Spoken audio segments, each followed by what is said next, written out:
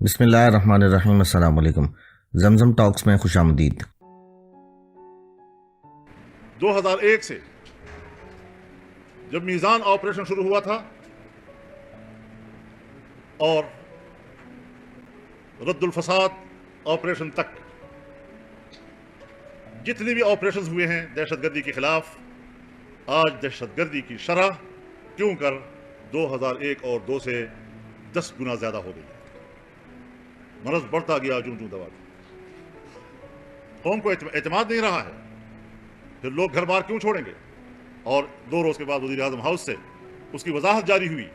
کچھ معلوم نہیں کہ اب لوگ کس بیان کی طرف متوجہ ہوں۔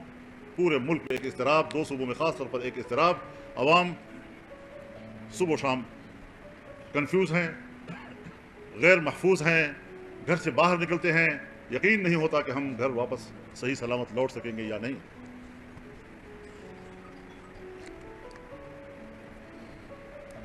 اور پھر ان آپریشنز کے اندر جو عوام کے نقصانات ہوئے ہیں، گھر بار چھوڑے ہیں اور پھر ان کے گھر تباہ ہو گئے ہیں، آج تک ان کے نقصانات کے معاوضات نہیں دیے گئے۔ فاٹا کا انضمام کیا گیا، فاٹا کی ترقی کے لیے 10 سال تک ہر سال 100 ارب روپے دینے کا وعدہ کیا گیا تھا، جس کی منظوری اسمبلی سے لی گئی تھی، لیکن آج بھی 100 ارب 7 سال ہو چکے نہیں پورے کیے جا سکتے۔ کیا ریاست کو اپنی ذمہ داریوں کا احساس ہے؟ ہم پر تو لازم ہے کہ ہم ریاست کا احترام کریں، ہم پر تو لازم ہے کہ ہم ریاست اور ریاستی اداروں کے خلاف زبان نہ کھولیں، لیکن کب ان کو اپنی ذمہ داریوں کا احساس آئے گا؟ کب وہ ریاست کے اندر رہنے والے عوام کی آرزوؤں کو پورا کر سکیں؟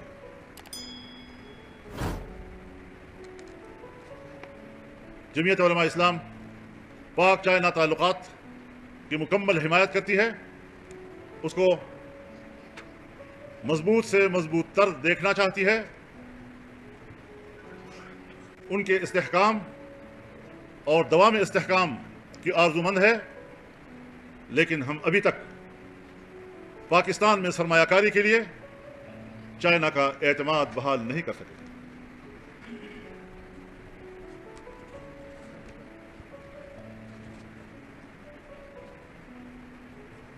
امریکی ایوان نمائندگان نے پاکستان کے 8 فروری کے الیکشن کے حوالے سے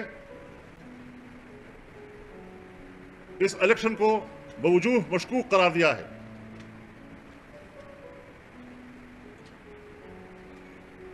ہر چند کے ہم یہ سمجھتے ہیں، اور جمعیت علماء اسلام کی یہ واضح رائے ہے کہ امریکہ پاکستان کے معاملات سے دور رہے، اس پہ مداخلت کی ہم اجازت نہیں دیتے۔ تاہم پاکستان کی ریاست کہاں کھڑی ہے، اس کی خارجہ پالیسی کہاں کھڑی ہے؟ کیا یہ پاکستان کی سفارتی ناکامی نہیں؟ کیا یہ پاکستان کی لابی کی ناکامی نہیں ہے؟ اس پہلو پر کم از کم ہماری سفارتی اداروں کو بھی غور کرنا ہوگا، اور ریاست کو بھی اس حوالے سے اپنے رویوں پہ نظر ثانی کرنی ہوگی۔ مرکزی مجلس شورا نے کسی باضابطہ اتحاد میں جانے کا انتظار کیے بغیر اپنے پلیٹ فارم سے جدوجہد جاری رکھنے کا فیصلہ کیا ہے۔ البتہ رابطوں کے عمل کو مثبت اور سیاسی عمل تصور کیا جائے گا، اور اگر سیاسی جماعتوں کے درمیان باہمی تعاون کا ماحول پیدا ہو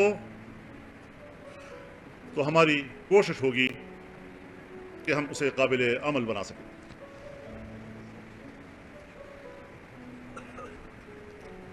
کہا گیا کہ ہم افغانستان کے اندر جا کر حملے کریں گے، یہ کوئی نئی بات تو نہیں ہے۔ تم نے 9/11 کے فوراً بعد پاکستان کے اندر امریکیوں کو ہوائی اڈے دیے، تم نے اپنی فضائیں امریکیوں کے حوالے کی، 20 سال تک تم نے پاکستان کے ہوائی اڈوں سے امریکی جہازوں کو اڑنے کی اجازت اور اپنی فضاؤں سے گزر کر افغانستان میں بمباریوں کی اجازت دی، 20 साल तक अफगानिस्तान पर आपकी सरजमीन से बमबारियां होती रहीं, वो नजर नहीं आ रही। आज दहशतगर्दी के उन्वान से फिर एक भड़क मारने की कोशिश कर रहे हो कि हम अफगानिस्तान में जाकर कार्रवाई करेंगे। तो दरूं ने दर्ज कर दी कि बैरून खाना आई। पाकिस्तान की दहशतगर्दी को रोकने और उसके खात्मे में तो तुम नाकाम हो चुके हो। अब जाते हो अपनी नाकामी पर पर्दा डालने के लिए अफगानिस्तान में हमलों की बात करते हो। पहले तो हमें इस बात का जवाब दिया जाए कि खैबर पख्तूनख्वा में हुकूमती फंड्स के से जारी होने वाले प्रोजेक्ट्स, क्या उनके फंड्स का 10% दहशतगर्दों को अदा नहीं किया जाता? रियासत से शहरी को सवाल करने का हक है कि ये तुम दहशतगर्दों के मुआविन हो या दहशतगर्दों के मुकाबले में बेबस हो। हम रियासत के लिए फिक्रमंद हैं।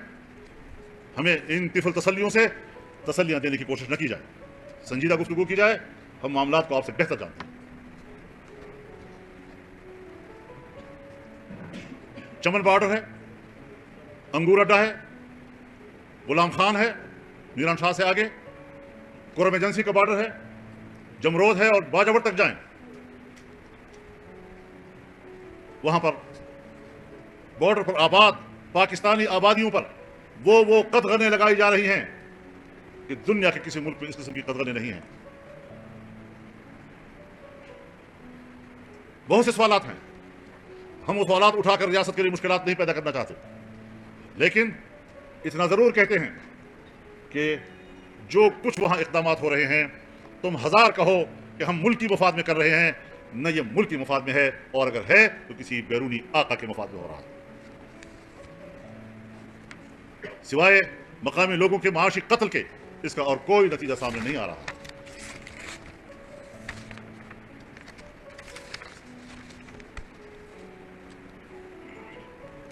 जमीयत उलमा इस्लाम ने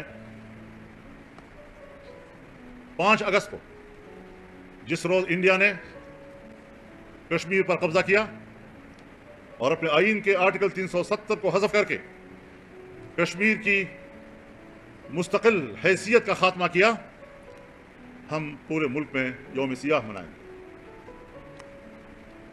जमीयत उलमा इस्लाम ने गजा और फ़लस्तीन में अपने फ़लस्तीनी भाइयों की मुकम्मल हिमायत का इआदा किया है। हम फ़लस्तीनी मुजाहिदीन के साथ हैं, हमें कोई परवाह नहीं। हमारे इस मौक़िफ़ के साथ अमेरिका और मगरब हमें क्या खिताब देता है? उनकी नज़र में तो अमारत इस्लामी अफ़गानिस्तान भी दहशतगर्द है, उनकी नज़र में तो हमास भी दहशतगर्द है। लेकिन क्या किसी को दहशतगर्द करके आप खित्ते में अमन ला सकते हैं? इसराइल की हिमायत करना ये जंगी जुर्म है। क्यों? वो बेगुनाह शहरियों पर बमबारी कर रहा है। आलमी अदालत इंसाफ इसका भी नोटिस ले कि उसे जंगी मुजरिम करार दे और उसे आलमी अदालत के कटहरे में लाकर खड़ा करे।